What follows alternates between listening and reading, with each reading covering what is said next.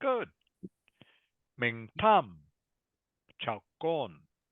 Hello, teacher. How are you, Minh Tham? I'm good. Good.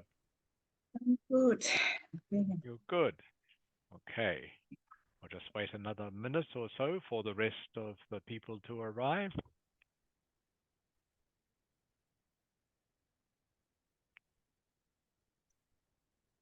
Okay.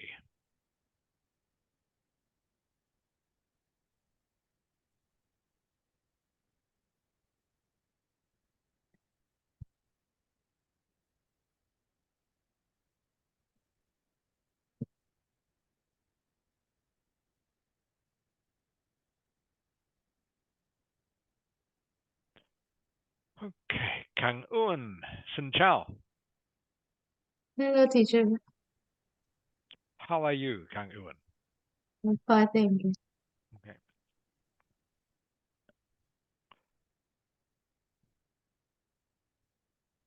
So, Bao Lang. Bao Lang.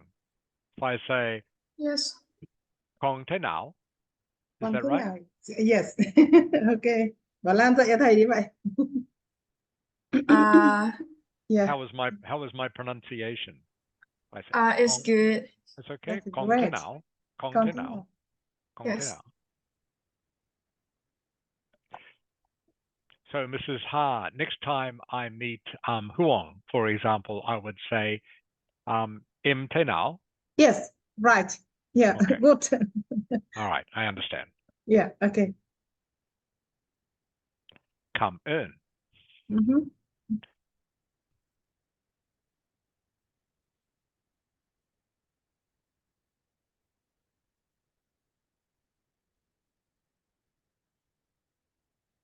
All right. Is anyone not coming, Mrs. Ha, that you Minh know of? Minh Ngọc, teacher. Ming Nok is not coming. Yeah.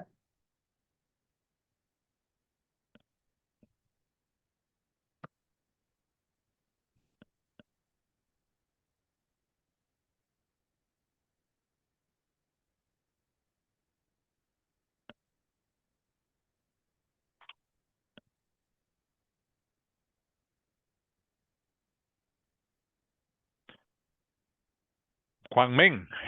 Chào con.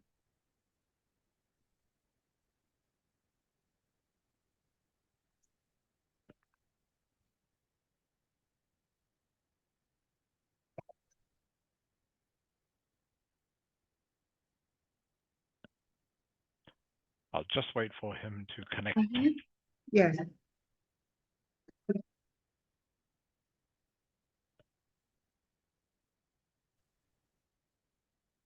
Okay.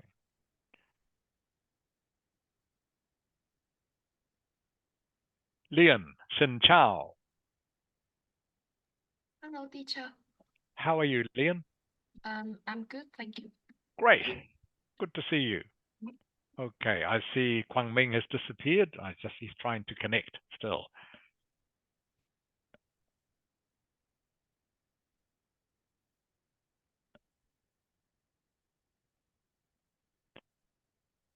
Quang Minh. Chào con. Yeah, teacher. How are you, Quang Minh? I'm good, thank you. Great. Can you turn your camera on, please? Yes. Thank you.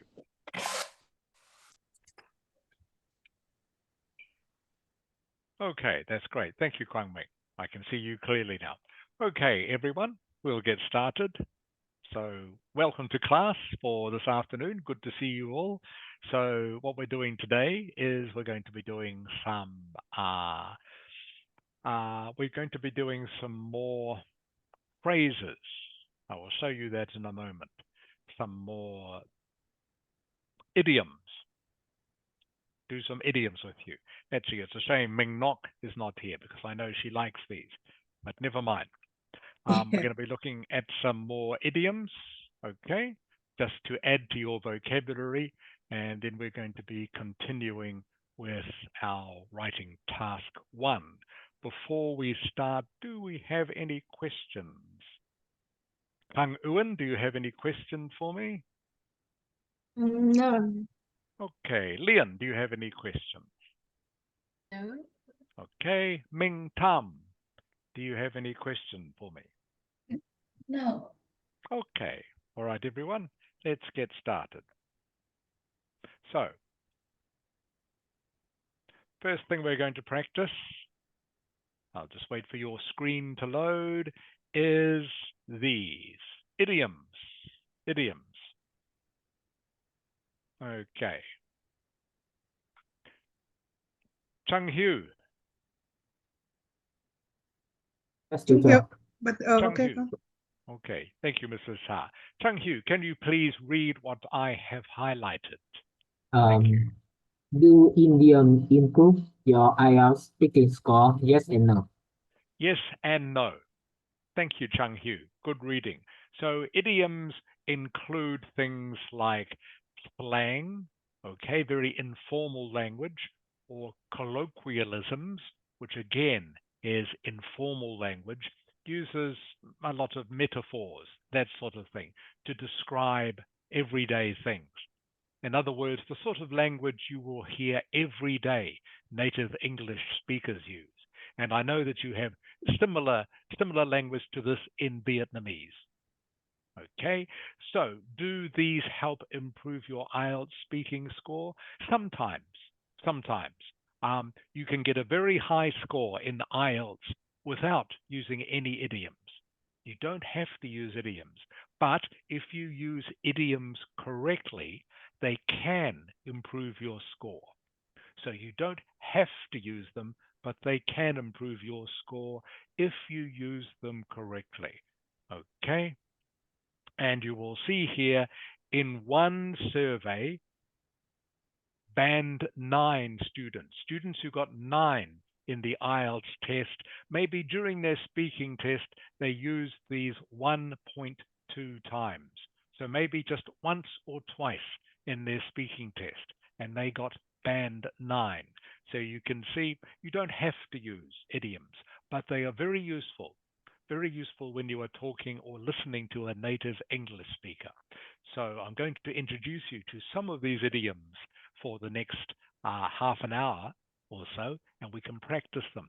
So, like I say, you don't have to learn these, but they can be very useful. And especially when maybe you are listening to a native speaker talk, or you are listening to something online, something on YouTube, something in English, it can help you understand what sometimes can not make sense.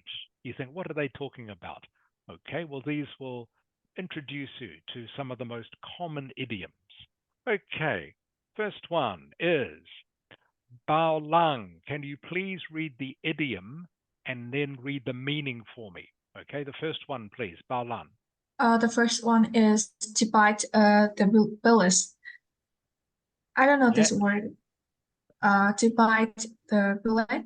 Bullet. The meaning is to force yourself to do something unpleasant or difficult, or to be brave in difficult situations.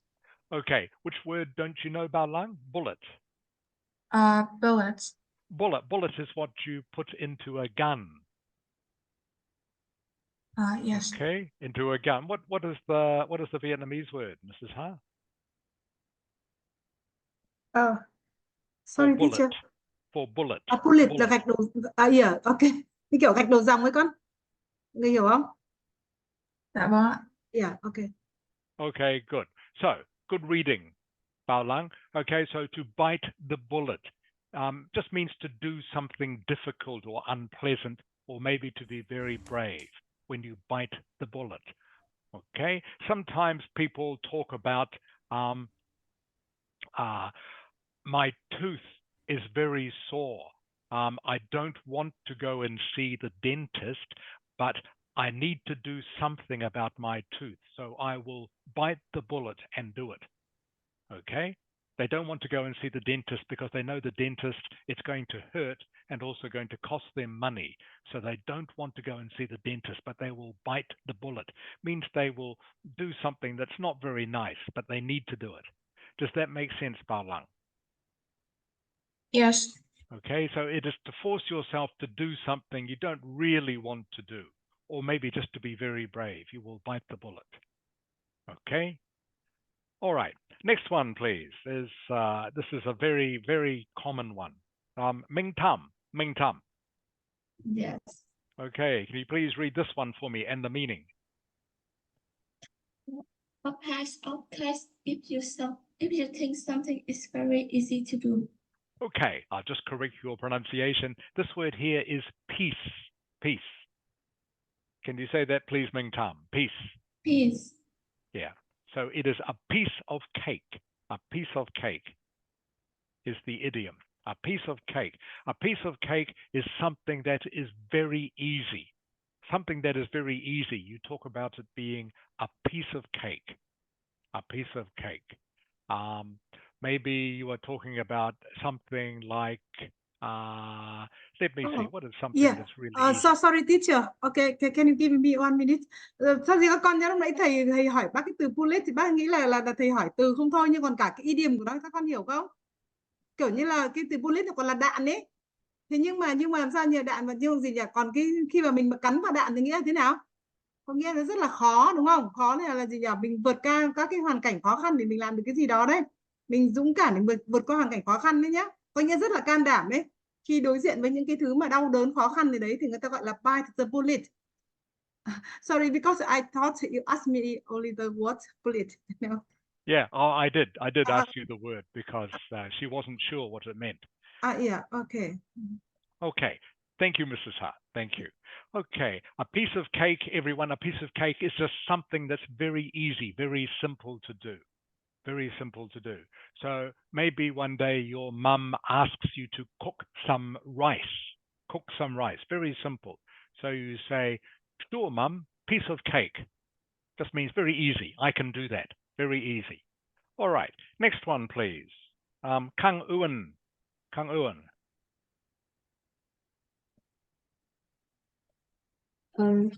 Kill two birds with one stone.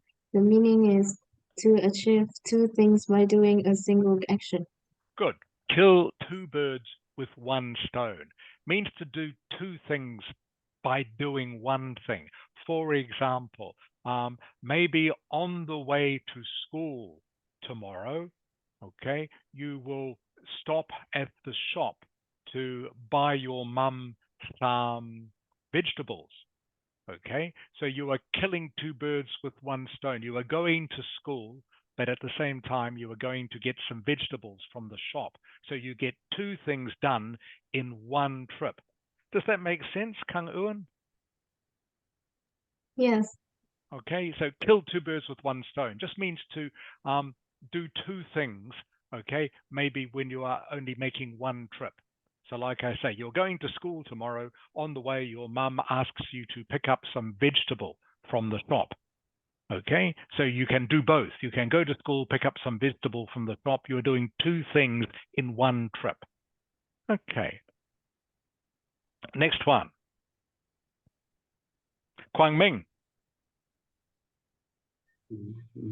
Let the cat out of that. Meaning is a political secret of the legislature. Okay, let the cat out of the bag is to tell a secret, okay, by mistake. Someone maybe you're trying to, your dad has a birthday coming up and you've bought him a present, but you want it to be a surprise. But you tell your little brother and your brother tells your dad. He doesn't mean to, but he forgets that it's supposed to be a surprise. So your brother has let the cat out of the bag, okay? Your brother has told about something that was supposed to be a secret, but by mistake. Does that make sense, Quang Minh? Yes. Okay, let the cat out of the bag just means to give away a secret, something that is supposed to be a secret or a surprise. You let it out by mistake. Okay. I'll just do the most common ones here. Next one. This is very common. Leon. Yes, it's once in the blue moon. The meaning is happens very rarely. Have you heard this before, Leon? Have you heard this expression before? Yes. Okay, good. Good. So once in a blue moon, everyone, is just something that doesn't happen hardly ever, happens rarely, once in a blue moon. Maybe once in a blue moon, Taylor Swift will come to Hanoi. Okay, hardly ever. Once in a blue moon, Blackpink will come to Hanoi. All right, something that doesn't happen very often. Just something that happens very rarely. Okay. Next one. Jiaming, Calgon. Hi, teacher. How are you, Jiaming? Great. Thank you. Good. Okay, can you please read the next expression? Yes. Burn the midnight oil. Meaning is to work late into the night or to work hard on Sunday. Good. Okay, so this one is very easy to understand. Burn the midnight oil, okay, means that you are keeping your lights on very late at night because you are working hard on something. Maybe you are doing homework or schoolwork or a project of some sort. So you stay up late at night, keeping the light on. Burn the midnight oil means just to stay up late at night to do some work. All right, and this one is kind of related. Ha Ling, Xin Chao, Ha Ling, Xin Chao. How are you? I'm good. Okay, can you please read the next idiom? Burn the candle at both ends. The meaning is to expose oneself by working too much, going to bed late, and getting early. Okay, good. So to burn the candle at both ends means you are working, or maybe not just working, but maybe you are not getting enough sleep.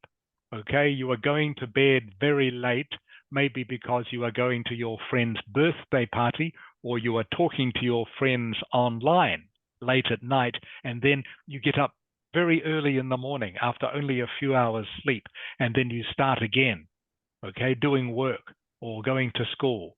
So burn the candle at both ends just means you're not getting enough rest. You're staying up all night and then get up very early in the morning. Maybe some of you do that. I hope you don't, or I hope you don't have to do it much. But maybe some of you burn the candle at both ends. Stay up very late at night and then get up very early in the morning.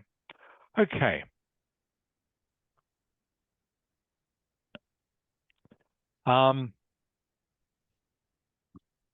This one, actually, I won't, it's not very common anymore, so I won't do that one, but this one is. Sang Hu. Yeah, teacher. Okay, can you please read the next expression or idiom, please? Cry over spilled milk. Good. And what does that mean? To waste time feeling upset about something that has already happened and cannot be changed. Okay, good. All right. So this means if you make a mistake or do something wrong, okay, don't waste time feeling bad about it for too long, because maybe if you've made a mistake or done something wrong, you can't change it, can't do anything about it. You just have to keep going. So don't cry over spilt milk. Don't cry over spilt milk. And that comes from, by the way, you can see here. If you spill, to spill means to drop something by accident. Maybe if you drop some milk or some food on the floor, you can't use it, okay? But then you shouldn't cry about it because you can't change it. You've already made a mistake. So don't cry over spilt milk. Means don't think about your mistake too much. Just keep going, move on. All right, Bao Lang, next one, please. You can judge a book by its cover. The meaning is you should not judge people or things based on their appearance. Good. Okay. So just like maybe you get a book and you can't really tell from the picture on the front what the book is going to be about. Or maybe you can, but you don't know if the book is going to be good or not. So you can't judge a book by just what is on the outside, the cover. So basically what it means is when the same thing comes to people, maybe you see someone in the street who looks very poor, but you don't know. Maybe that person is really a millionaire and they just dress like a poor person because they don't want someone to rob them. Okay?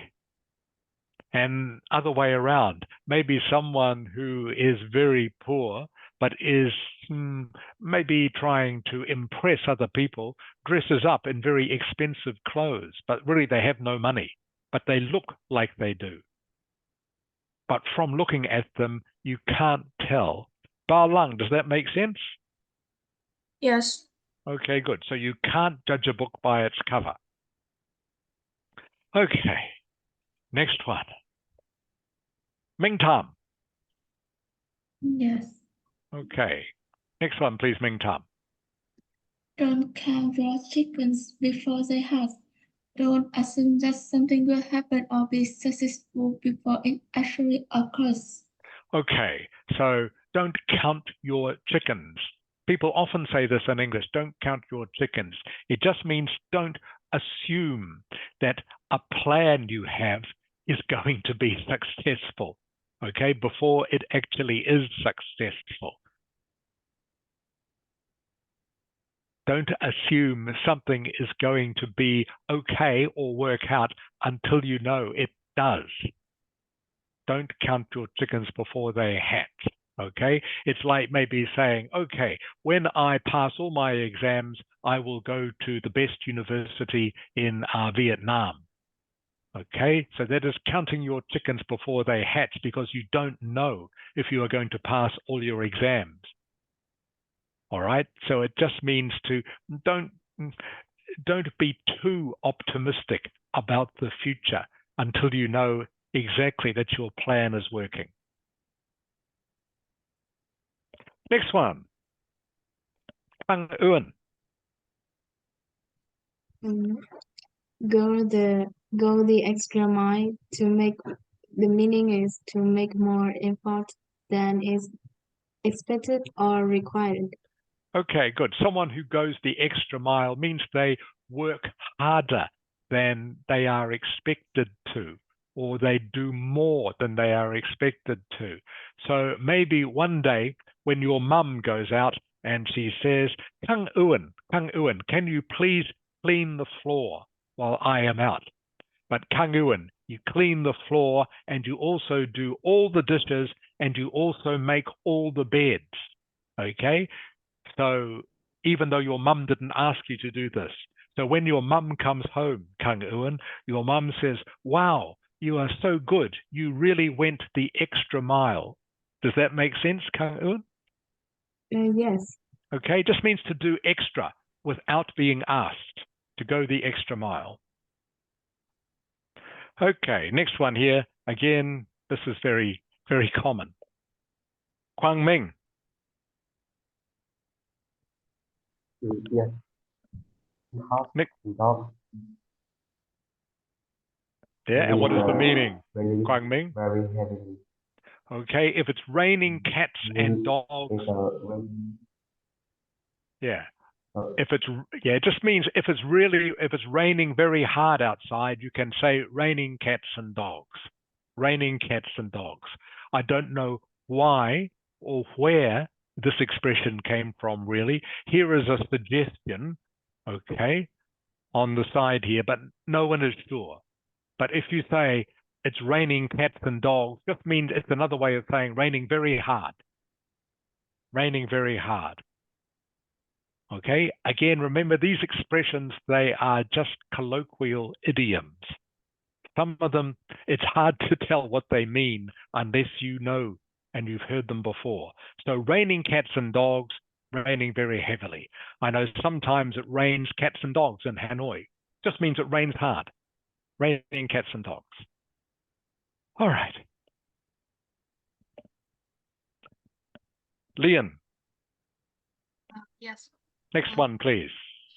Throw in the towel. To admit defeat or give up.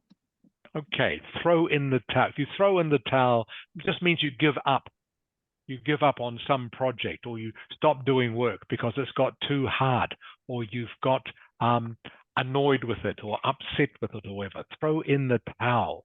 Okay, this, by the way, comes from boxing, the sport of boxing. All right, when one fighter decides to give up, and the person who is training him throws a towel into the boxing ring to show that this fighter is surrendering. He has had enough. He is giving up. So to throw in the towel just means I give up.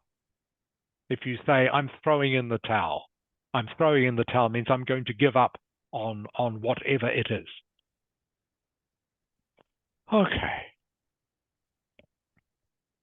Zha Ming.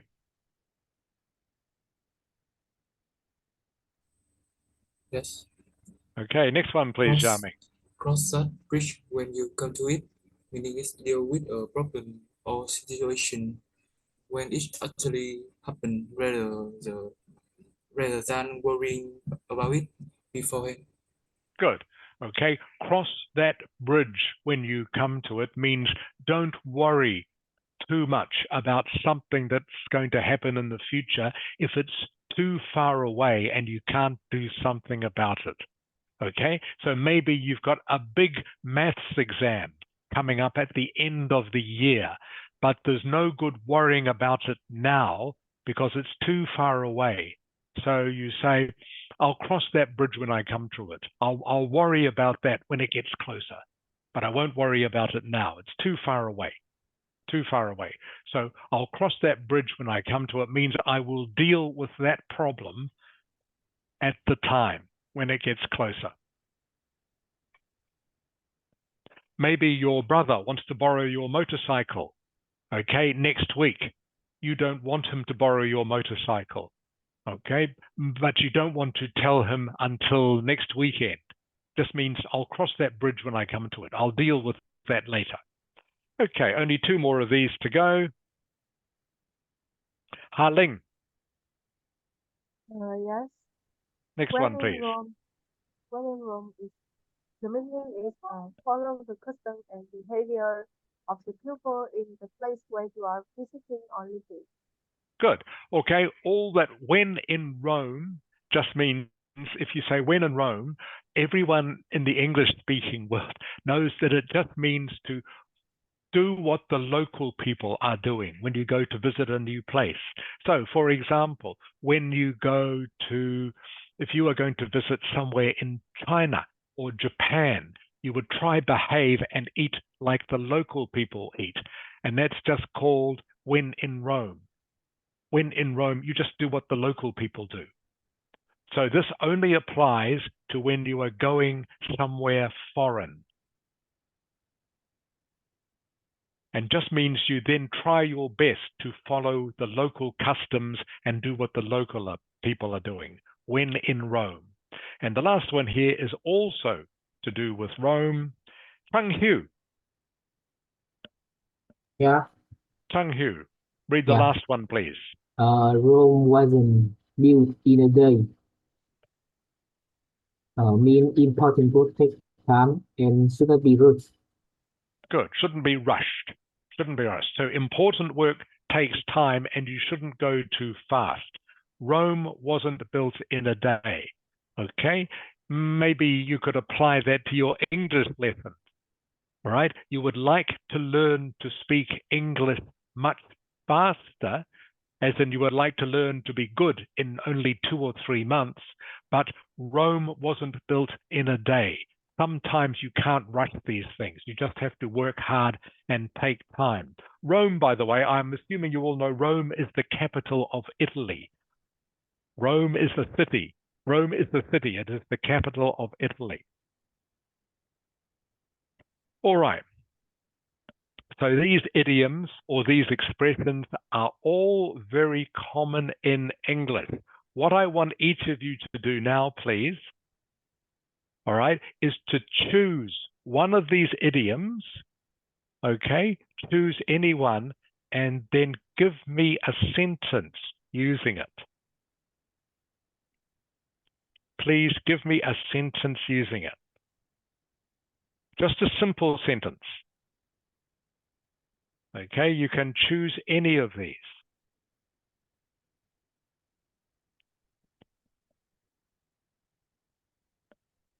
For example, the math test we had at school on Friday was very easy. It was a piece of cake.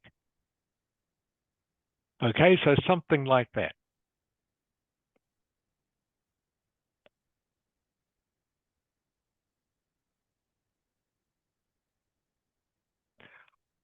I need to get fit, so I decided to kill 2 birds with 1 stone. And instead of catching the bus to school, I walk. That way I can get fit on my way to school. So I'm killing 2 birds with 1 stone. So they are 2 examples of how you can use them in sentences. Bao Lang, I'm going to start with you shortly, okay? Yes. All right. I'll just give you another few seconds, everyone. So just please pick one of these idioms, any one, and put it in a sentence for me. Again, I'll give you the examples. The math test at school today was very easy. It was a piece of cake. I decided to kill 2 birds with 1 stone. I need to get fit, so I will walk to school instead of catching the bus. That way, on my way to school, I am getting fit. I can kill 2 birds with 1 stone. Do 2 things. Going to school means I get fit and I go to school.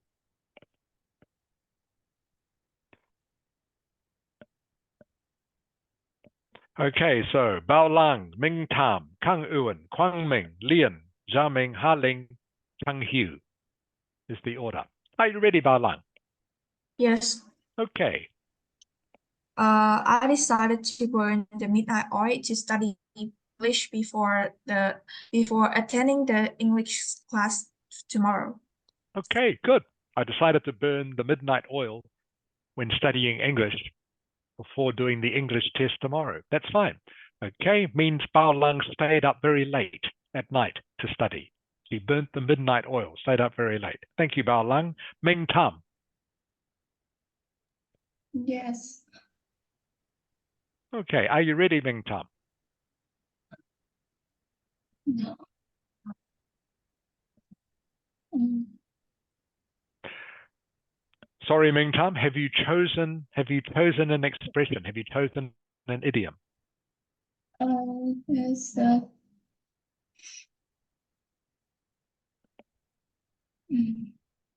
Okay, please choose one, Ming Tam. I'll come back to you. Kang Ewan.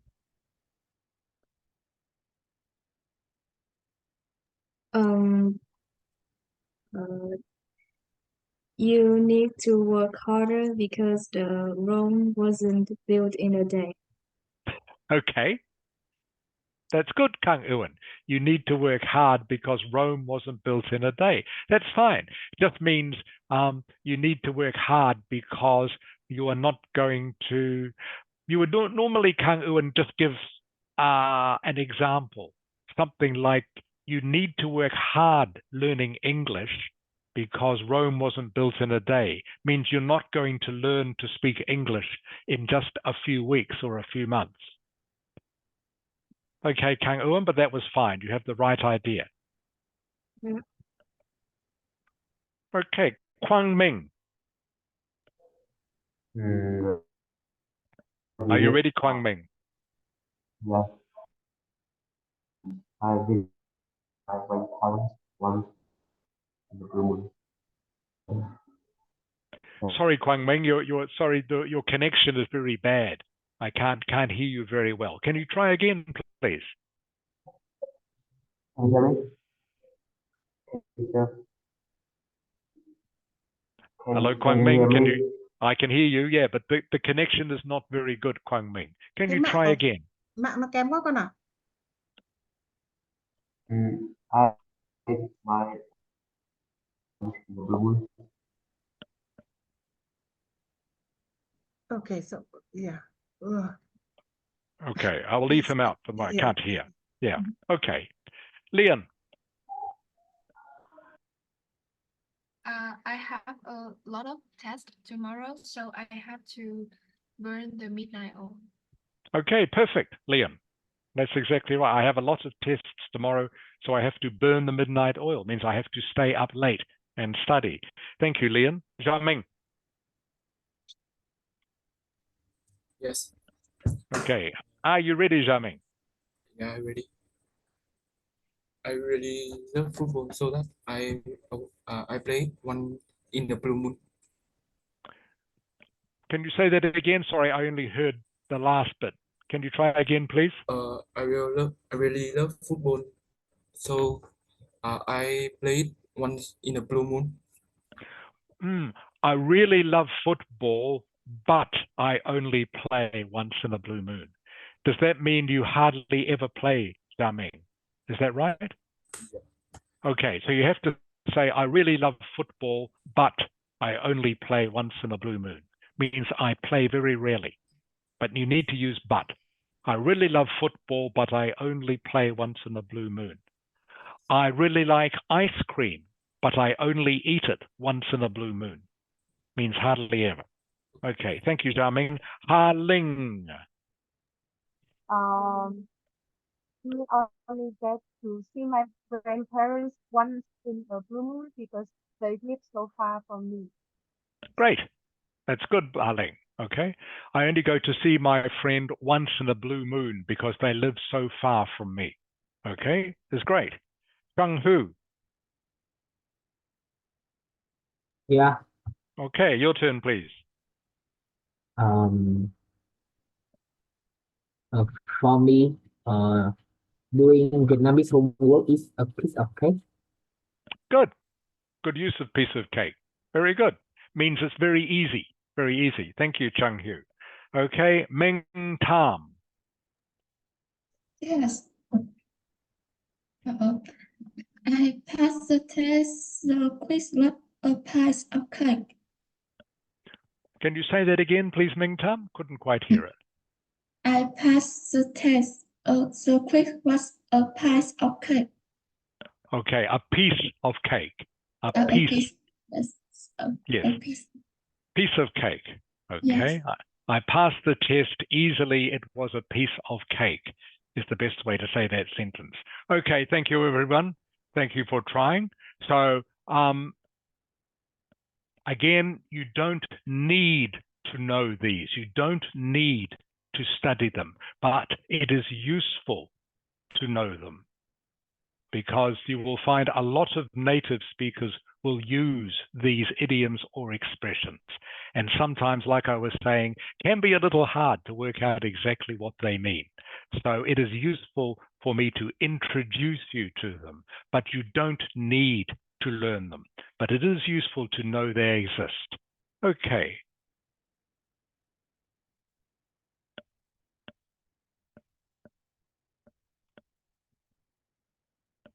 For the rest of the lesson now, we're going to look at writing. So back to writing task 1. So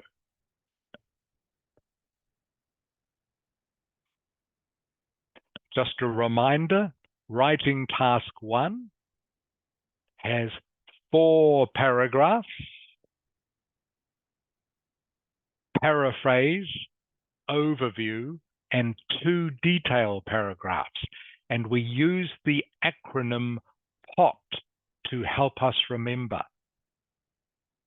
So the P stands for paraphrase, O stands for overview, P stands for 2 detail paragraphs. For the last few weeks, we've been studying how to do the paraphrase. We're going to do one more practice on that right now. But first of all, a little bit of revision. I want you please to send me your answers in chat to these questions.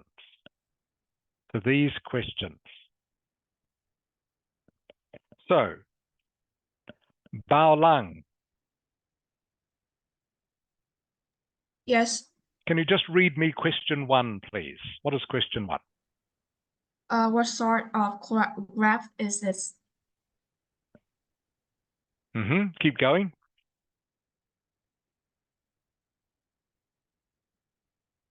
Bar chart, table, or what? That's right. So what sort of graph? So we're looking at this graph, everyone, right? What sort of graph is this? Bar chart, A table or what? What is it? Thank you, Ba Lang Ming Tam. What does the x-axis measure? Good. What does the x-axis measure? See if you can remember which one is the x-axis. Thank you, Ming Tam. Kang Ewan.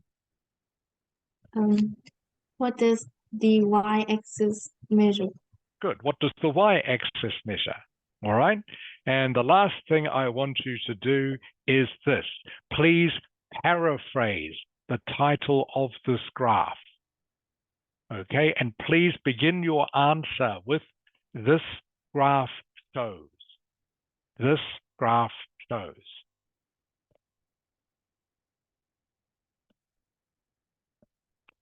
Okay, so you're going to send me now in chat 4 answers. The answers to these 3, of course, and then a paraphrase. All right. This, by the way, is the title of the graph. Okay, so you need to paraphrase that. This is how you will answer any task 1 question. Always start with a paraphrase.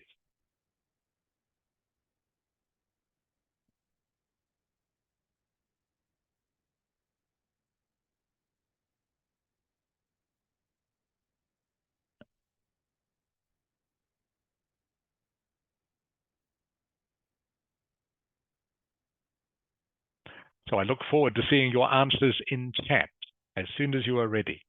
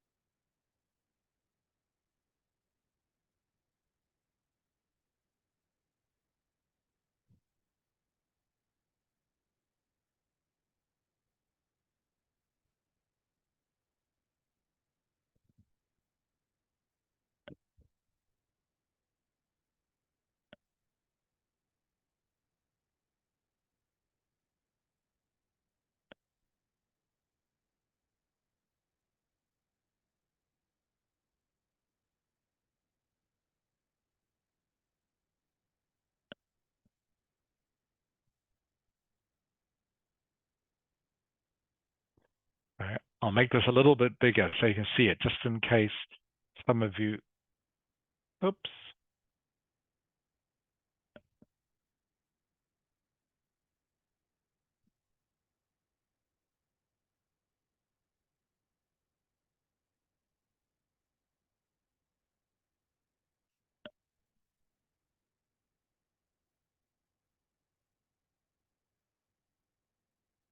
Are having trouble reading it.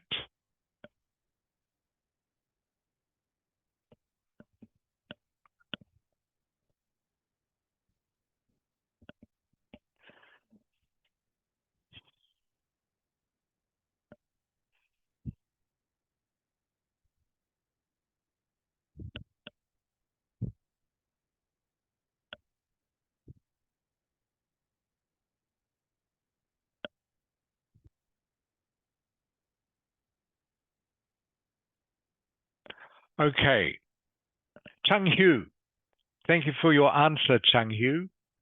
So to do the paraphrase, Chang Hu, you have to use synonyms.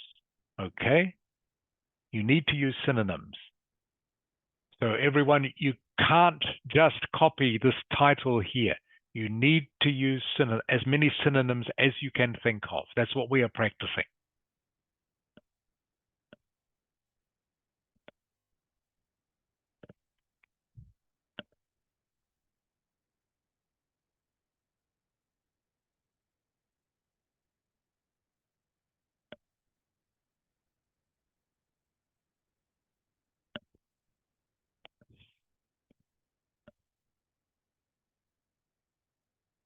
Thank you, Jiaming.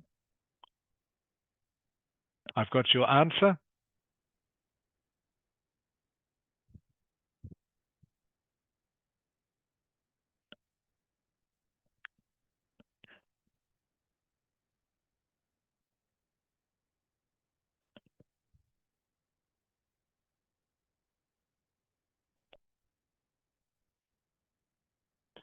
Okay, Ha Ling. That's a good paraphrase, Ha Ling.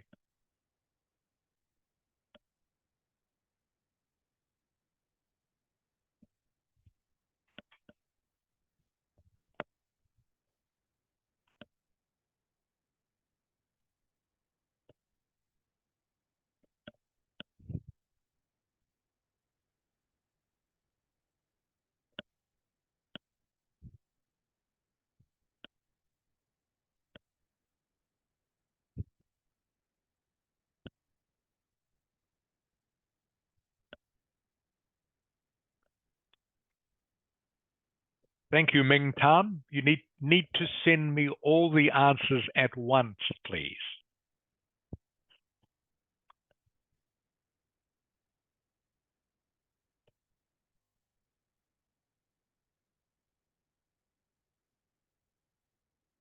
Okay, so I need your paraphrase, please, Ming Tan.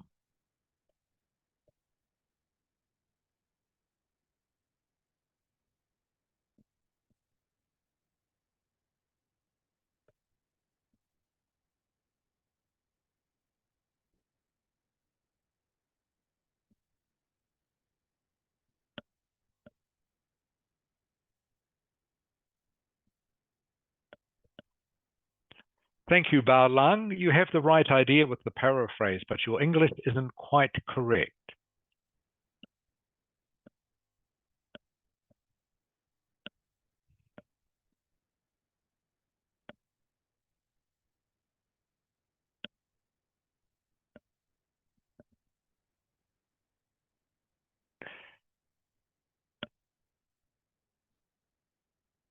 Thank you for your answer, Leon. So you need to use more synonyms, Leon, in your paraphrase.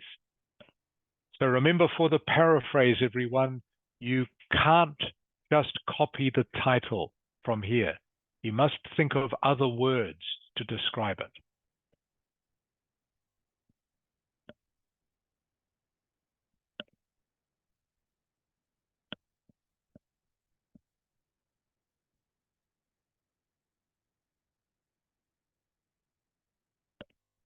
Okay, thank you, Ming Tan.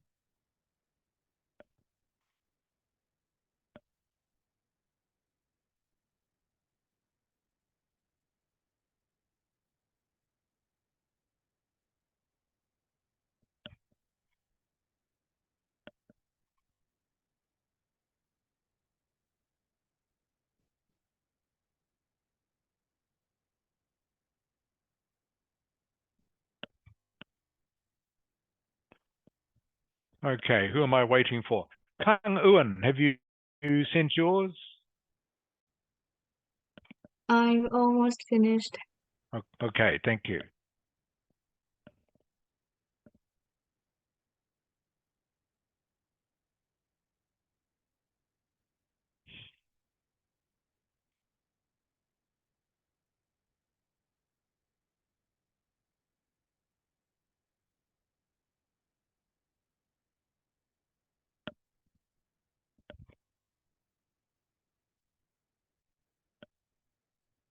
Kwang Ming, I can't see your answers to the first three I have questions. just sent to you. Okay, thank you.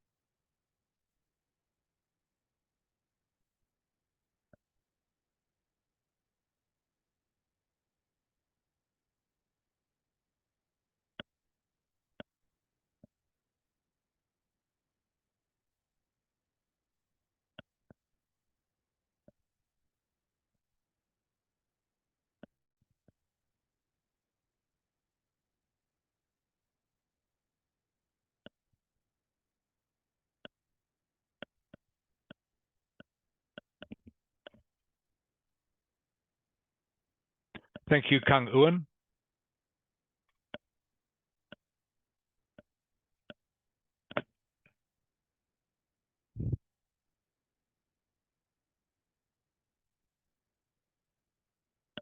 Okay, Kang Ewan, that's a very good attempt to paraphrase, almost correct.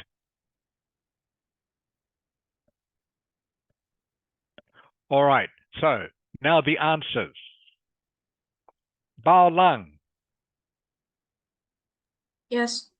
what does the x-axis, sorry, what sort of graph is this? Sorry?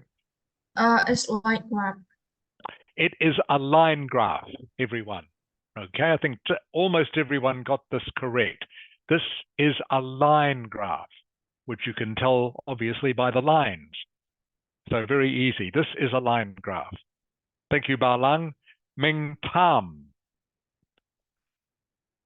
Yes, what does the x-axis measure? it is the number of time eaten per year. It is. Thank you, Ming Tan. Everyone, there was a little bit of confusion with this. This is the x-axis.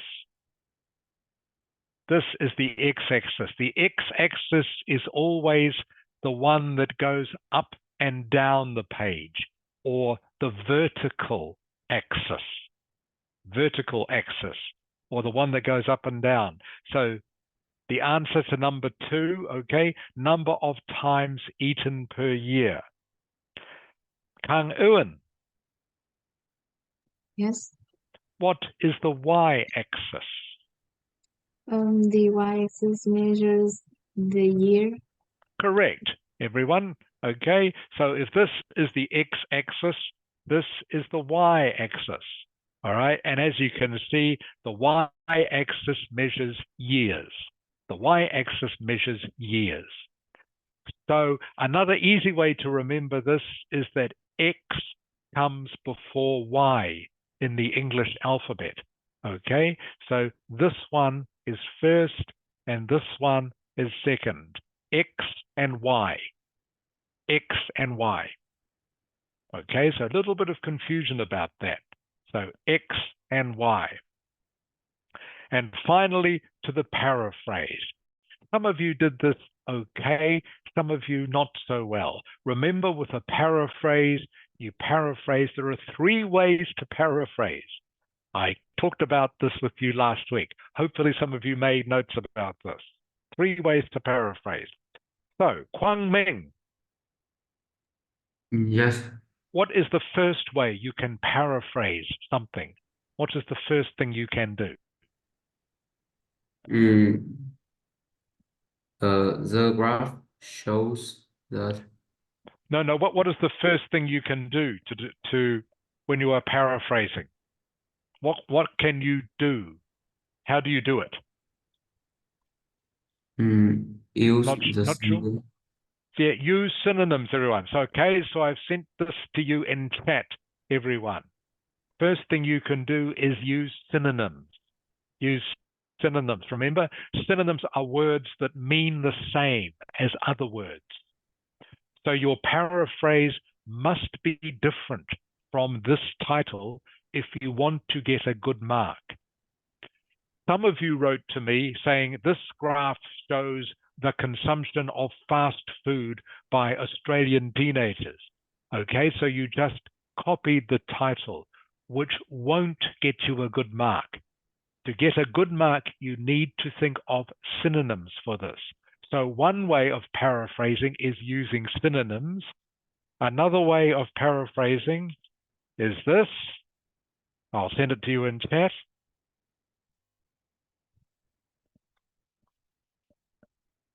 Oops, can't spell. Kang Hu. Teacher, Okay, please read what I've sent you in chat.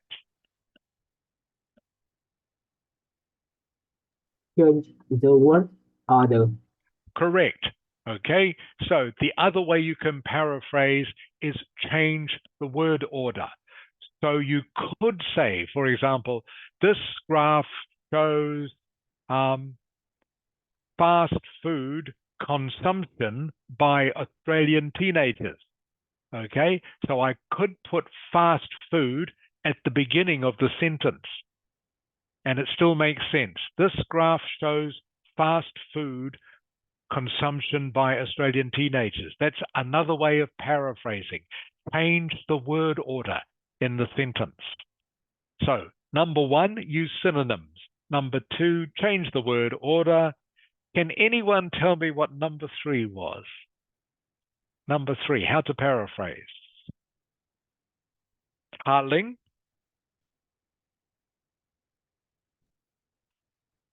Sure. Can you remember what the third common way of paraphrasing a sentence is?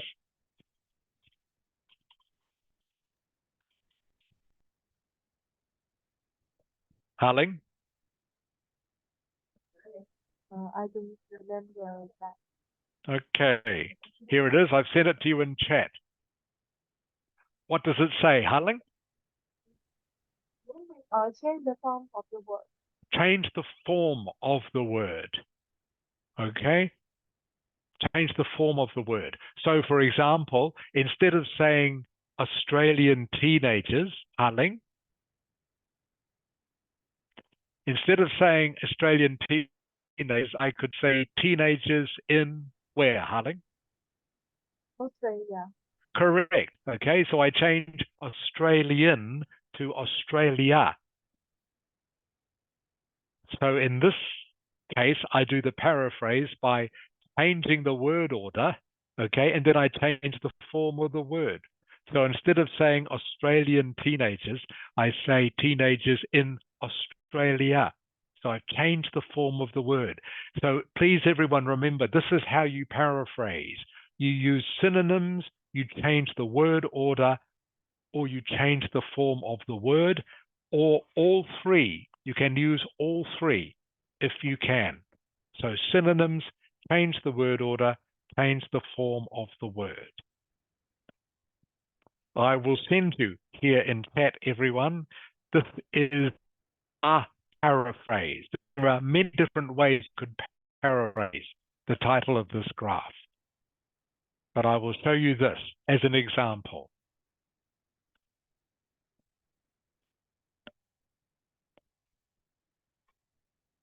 Liam, Yes. can you please read the paraphrase I've sent you? Yes. Okay. This graph shows how much junk food young Australians ate between 1975 and 2000. Good. Thank you, Liam. So like I say, there are many different ways you can paraphrase this title. This is just one way, a very simple way. Okay? So junk food. Junk food is a synonym for fast food. Junk food is a synonym for fast food. Someone said pizza, fish and chips, and hamburgers. That's good. That's fine too. Okay, like I say, there are many different ways you could paraphrase this, but you need to choose synonyms. So junk food is a paraphrase for fast food. Instead, now, this word here you might not be familiar with, consumption. Consumption usually means to use or eat something. So consumption of fast food just means to eat fast food. So all this graph is telling us is how much fast food or junk food young Australians, okay, instead of saying Australian teenagers, I've said young Australians. How much fast food did young Australians eat or ate, because I'm using past tense, between 1975 and 2000? Okay, so I'll just look very quickly at go very quickly, because there's not many of you, through your paraphrases. So, Chung Hu. Yeah. Okay, Chung Hu, so with your paraphrase, Chung Hu, you need to use synonyms and change the word order and use different forms. Okay, does that make sense? Okay. Okay, so you can't just copy the title. You need to paraphrase the title. Paraphrase means to use other words. Okay, Zhao Ming. Yes. Okay, Zhao Ming. So the only thing you changed, Zhao Ming, is you did put 1975 to 2000, okay, which is good, But you did need to change words like Australian teenagers, okay? Yes. Okay. Okay, Zhao Ming? You need to change things like fast food. Like I say, you can turn that into junk food, or you can say pizza, fish and chips, and hamburgers. Yes. All right. And consumption needs to be turned into something like eat or ate or was eaten. Does that make sense, Zhao Ming? Yes. Okay, good. Ha Ling.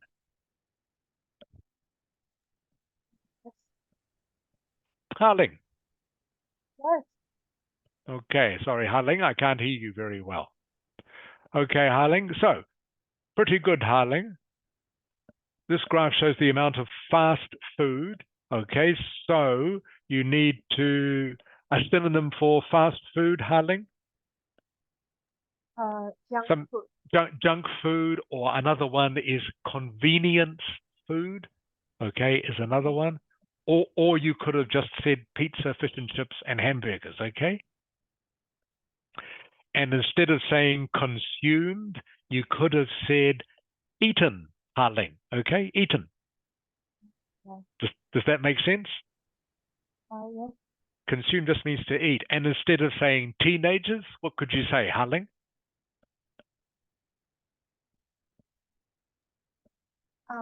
Young people. Correct. I think. Young people. Okay, good. Now you're getting the idea. All right. So that's fine, Ha Ling. All right. Next is Bao Lang. Bao Lang.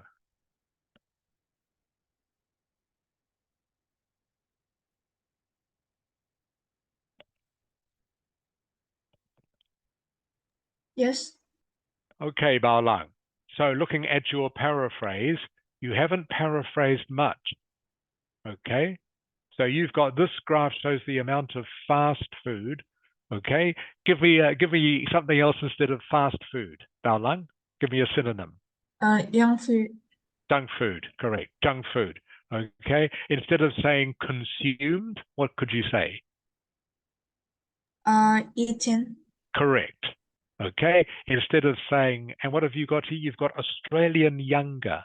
What are you trying to say, Bao Lang? Instead Like of young people in Australia that I think is correct. Okay, good. That's fine. That's fine, Bao Lang. Okay. What was the reason why you didn't use that?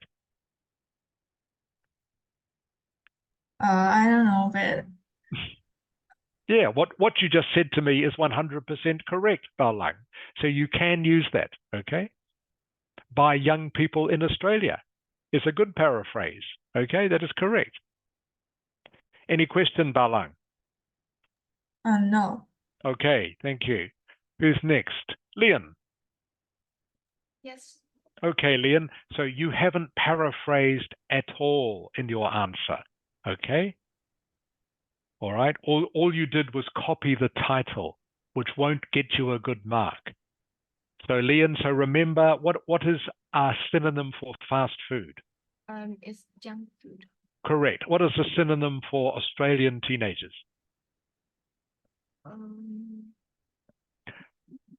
For example, so you could say Australian young people or young people in Australia. Okay. Yes. Okay, good. And a synonym for consumption? What does to consume something mean? Can you remember?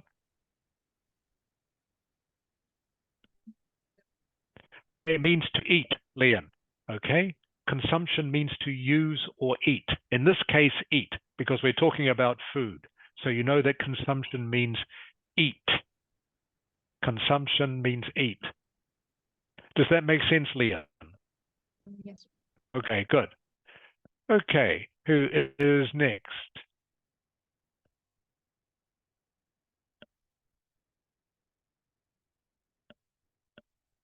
Okay, Ming Tam. Yes. Same for you, Ming Tam. So you need to do those three things that I said. You need to use synonyms, change the word order, and use different forms of the word to paraphrase. Okay? So, for example, what is a synonym for fast food, Ming Tam? It's junk food. Correct. What is a synonym for Australian teenagers? Young people Australian. Okay, young people in Australia. Young people in Australia. Okay, so that is what you need to do in future. Okay. Kwang Ming. Yes.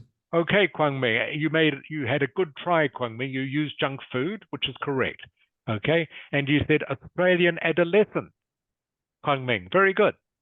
Okay, adolescence is a good paraphrase, Kwang Ming. Good.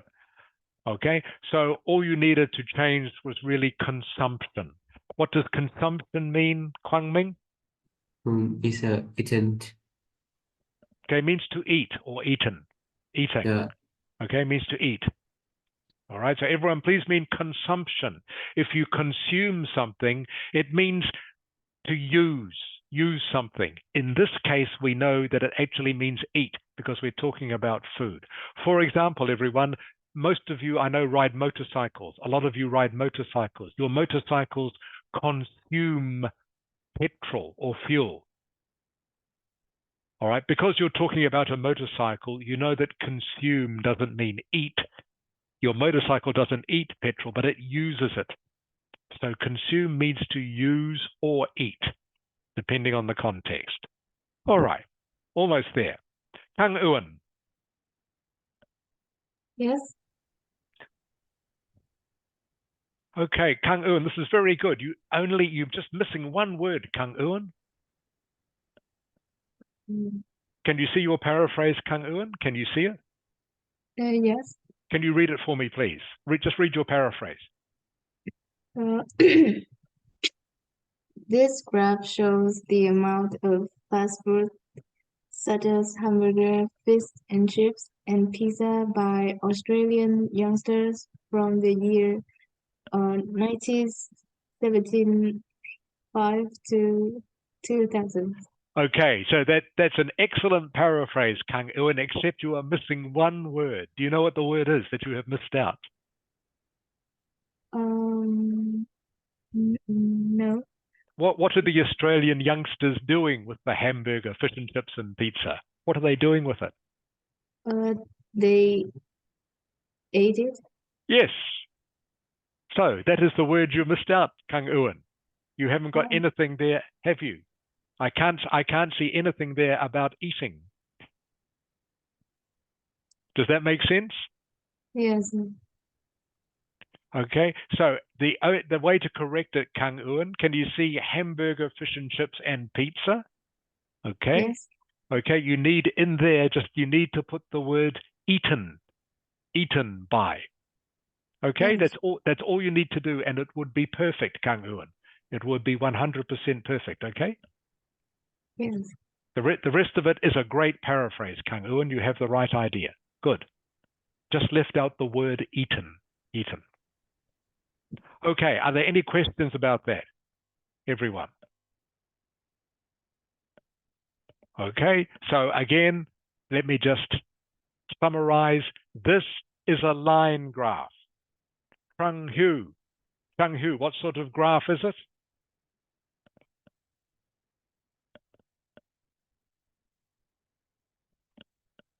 Chung Hu, oi.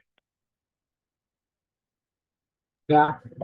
Con ơi, con Okay. thầy gọi cho con bật mic nhanh lên nhá, nhớ chưa? Bạn nãy con bị đơ tí. Ok rồi. Bị đơ tí, Okay. bạn nãy nhà con bị tắt mạng xong. Okay, Chung Hu, what sort of graph is it? It's a table. No, it's not a table. Please listen, everyone. It's not a table. It is a line graph, Chung Hu. A line graph. Okay, because it has lines on it. Chung Hu, what sort of graph is it? Line graph. A line graph. Good. It is a line graph, not a table. It is a line graph. It has lines on it. Okay. Bao Lang. Yes. Okay. Actually, sorry, I asked you this before, Bao Lang. I want to ask you again. Sorry. Lian. Yes. Okay, Lian, what is on the x-axis?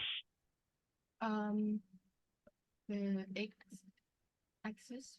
Yeah. What is? Yeah. What? Is number of times eaten per year. Correct. Number of times eaten per year. Thank you, Lian. X-axis is this one. Jiaming.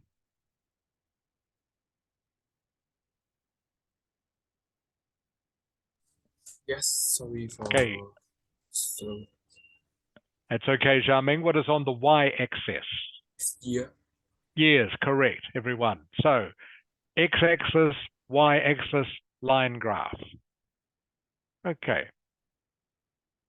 What we're going to do for the rest of the lesson now.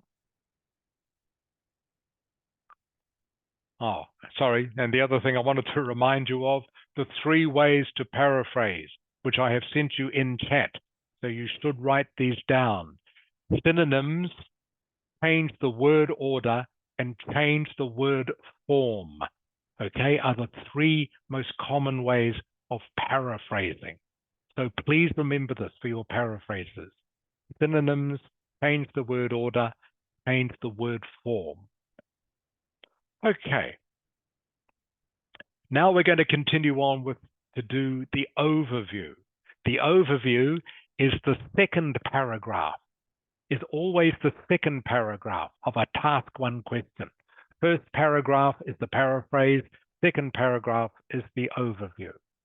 So before we get on to that, just want to remind you and maybe teach some of you, if you haven't seen these words or phrases before, these are the sort of words you will use in your overview. Okay? And these are called the language of estimation. Estimation means you are kind of not being exactly accurate with your description. You are estimating or guessing about numbers, about figures, about amounts of things. These are the phrases and words you use when you are doing the overview and you are not being exact with numbers. Excuse me. Okay. Bao Lang. Yes. Please read me the first one. Just over. Correct. Ming Tam. Yes. Read me the second one, please. It's just under. Just under. Okay. Kang Ewan. Nearly almost. Good. This one, very important. You get to use this word a lot. Kwang Ming. Yeah. Okay. Next one, please, Kwang Ming. I hope you're paying attention. Next one. Approximately, about, around. Good. So remember, about and around and approximately all mean the same thing. These 3 words are all synonyms for each other. But approximately is a good formal word to remember. Okay, approximately means about or around. Okay, and the last one's Lian. Yes. More than. Good. And the last one, Jiaming.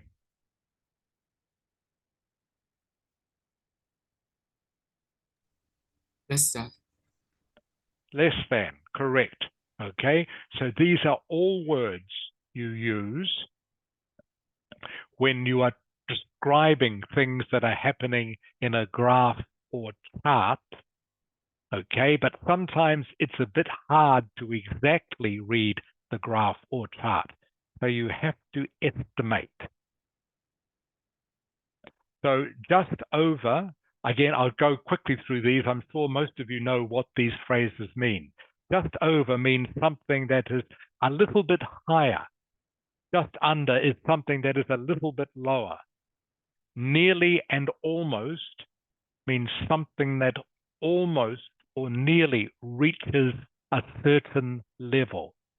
Approximately, I'm sure you all know what that means. Approximately means about or around. And more than and less than, I'm sure you know these. Okay, so again, you're going to send me in chat the answers to these questions.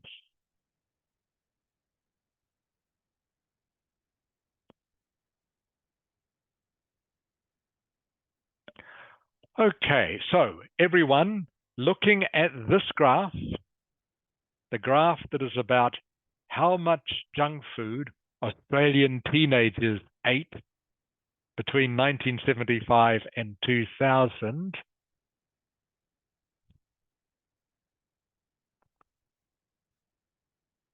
please answer these 1, 2, 3, 4, 5, 6 questions.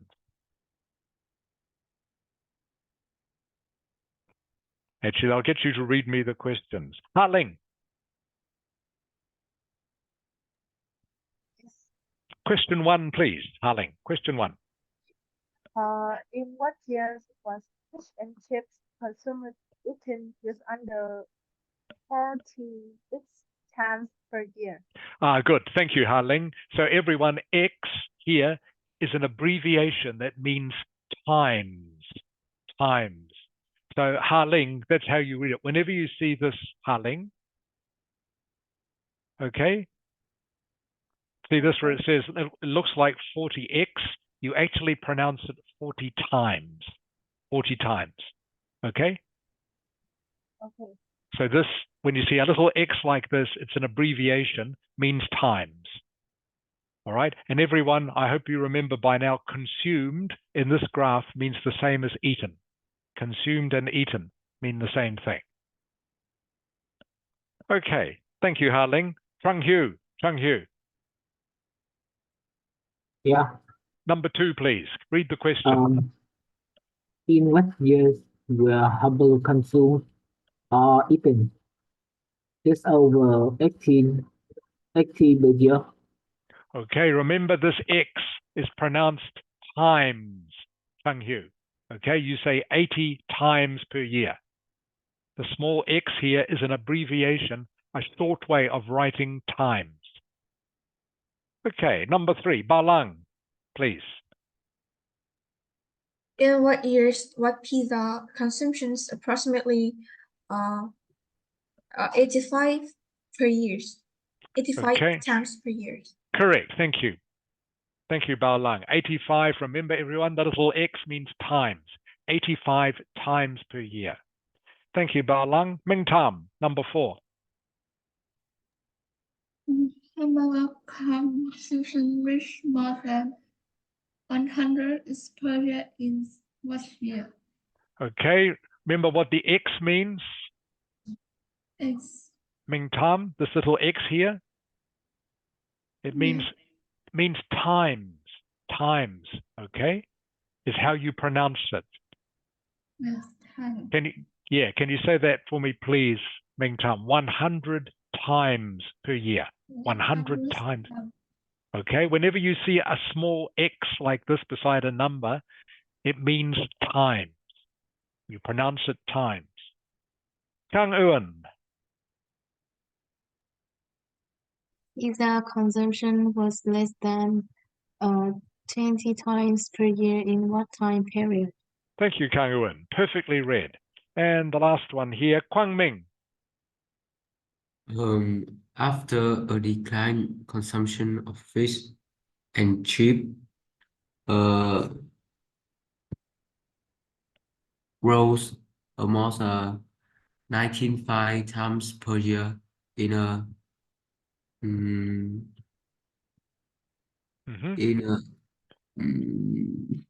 a approximately No, 90. No, just read it. Just read. After a decline, consumption of fish and chips rose to almost 95 times per year in a in Yeah, what not what does this say?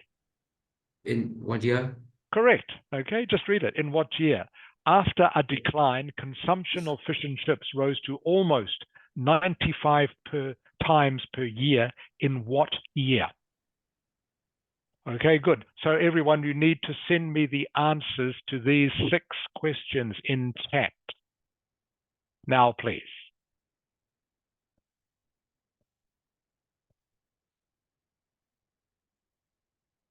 So we are looking at this graph here. So I'm giving you practice at reading the graph.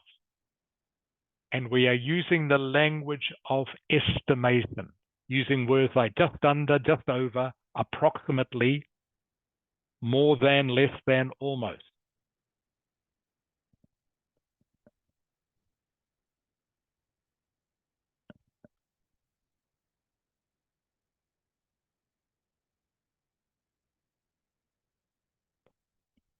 So you need to look at the graph to get the answers to these questions.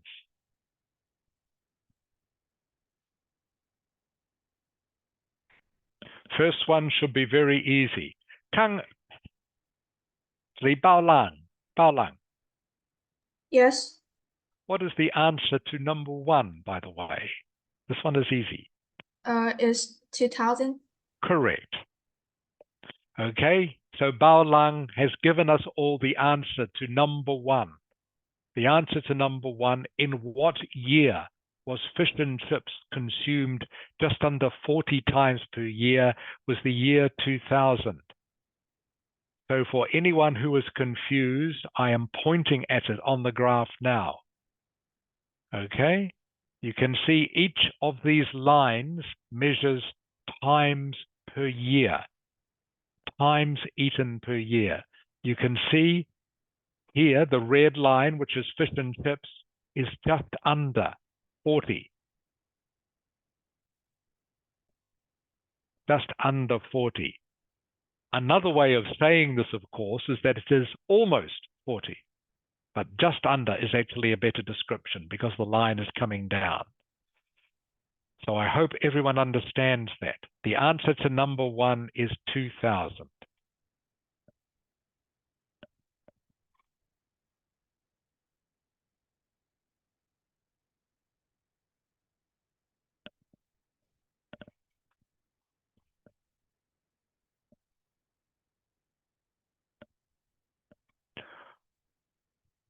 Okay, so please send me your answers when you are ready.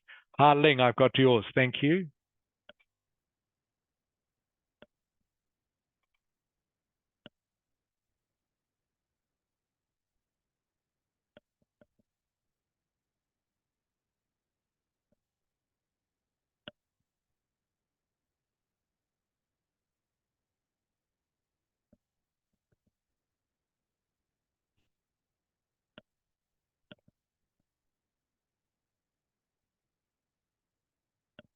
Question 2, Ha Ling.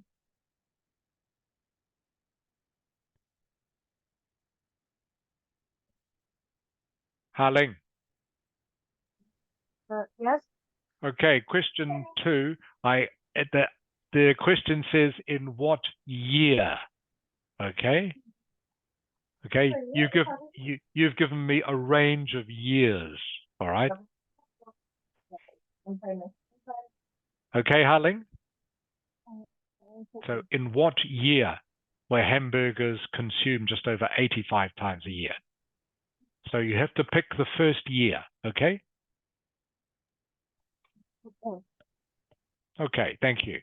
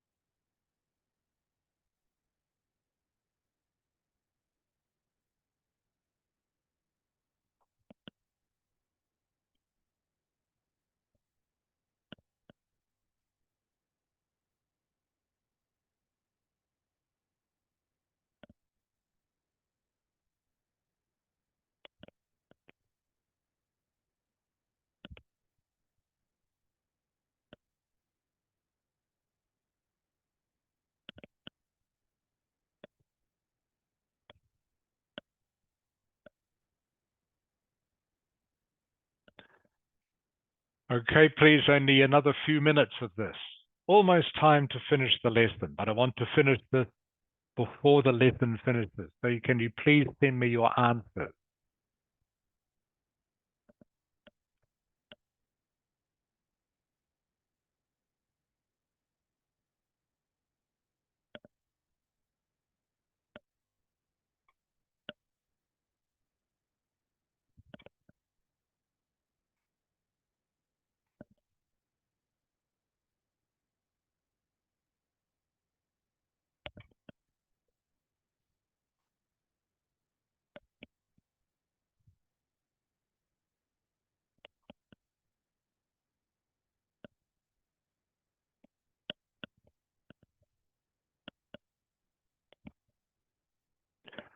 Thank you, Bao Lang. Okay, you don't need to, thank you for writing the answers out, Kwang Ming, but you don't need to write all of them out. Just send me the years, okay? Just the years is what I want. So anyone who is writing the answers out in a sentence, you don't need to. Just send me the years, please.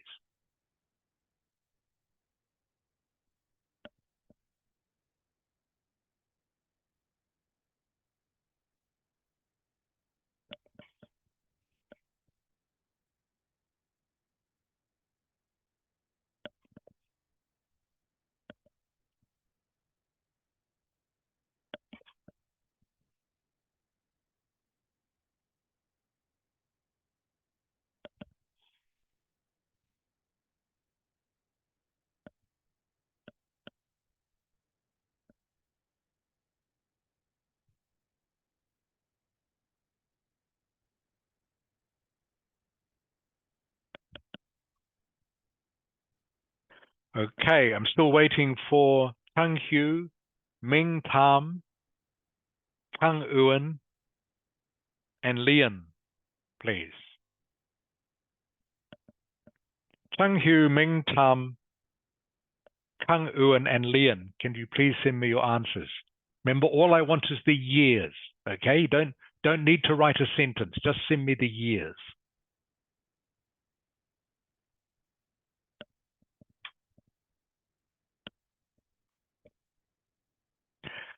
Kang Ewan, how are you getting on? I just answered the last questions. Okay, thank you. Lian?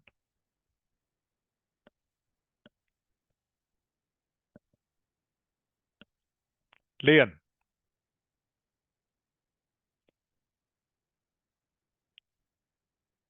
Liên ơi, sao thầy gọi không nghe thấy Liên? She disappeared. Yeah, disappeared. Okay. And Ming Tam? Ming Tam?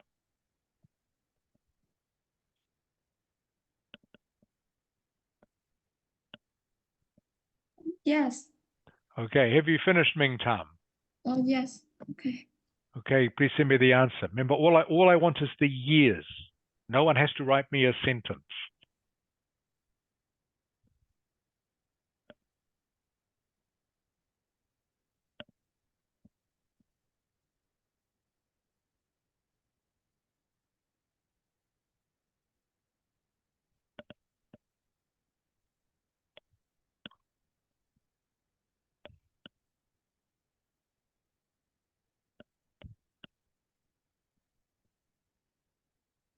Thank you, Kang Ewan. You just got only one wrong.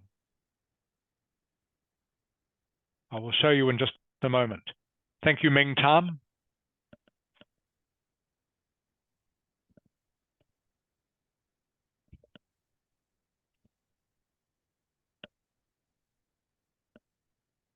Thank you, Chang Hu.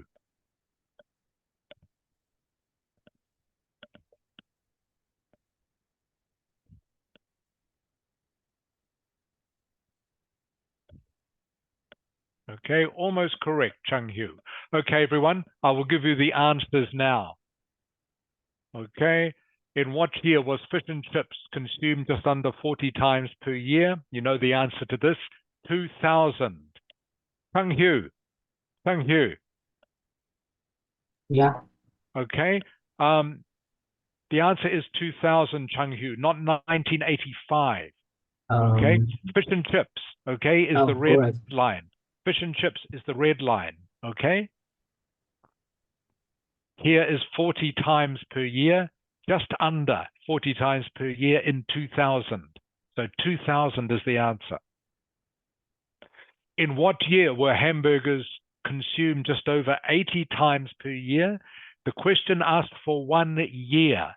So the first year hamburgers were consumed just over 80 times per year is 85, everyone. 1985. The line goes up. 85 was the correct answer. The first year hamburgers were consumed just over 80 times per year, 1985. Number 3, what years was pizza consumption approximately 85 times per year? Bao Lang. Is 1995 and 2000. Is correct. Okay, so the question asked what years. Okay, pizza consumption 85 times per year. You can see here is 85, approximately 85, about. Okay, 1995 to 2000. It's about 85. Okay, next question. Hamburger consumption reached more than 100 times per year in what year? Kang Eun. It's in 2000. Approximate more than 100 times per year. Hamburger consumption, I'll just check that. Hamburgers are the green line. 100 times per year is actually 1995, Kang Eun. Okay? Round about 1995. Okay? Yes. Reached more than, around about 1995. More than 1995. But anyone who gave an answer around here is correct. So 1995, 2000, I know what you mean, Kang Eun. So anything around here is correct. Okay. 2 more questions, everyone. Pizza consumption was less than 20 times per year. Zha Ming. Yes. Pizza consumption was less than 20 times per year in what time period? In 1960. Let's have a look. Pizza consumption less than 20 times per year. Here is 20. Okay. What was your answer? 1960. Okay, you mean 1970. 1970 is back here. So less than 20 times per year. I said 1960. Sorry, I can't hear, Zha Ming. It's 1960, not 75.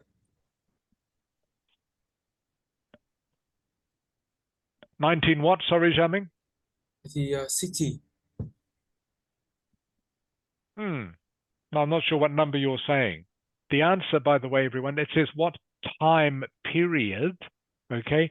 Period means more than 1 year. So the answer is 1975 to 1980. Does that make sense, Zha Ming? Yes. Pizza consumption was less than 20 in what time period? So it is all these years, 75 to 1980 is the answer. Yes. Okay, and the last question, Ha-Ling. After a decline, Ha-Ling, consumption in fish and chips rose to almost 95% in what year?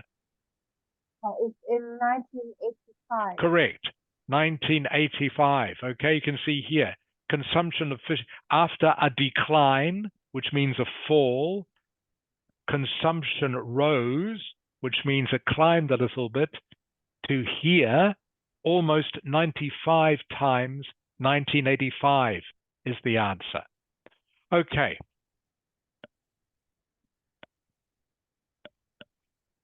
All right. For those of you who got some of those wrong, I hope my explanation helped you understand where you went wrong. So congratulations to those of you, a couple who got 100%. Okay, so sorry to keep you waiting a bit long, but I wanted to finish that exercise before we finish the class for today. So thank you, everyone. Thank you for coming to class. So next week, we will continue with writing the overview. The overview is the most important paragraph of task 1. It is the second paragraph. Okay, Kang Hyu, what is the first paragraph of your answer always called? The first paragraph begins with P, Chung Hyu. A piece of cake. I wish it was a piece of cake. Kang Ewan.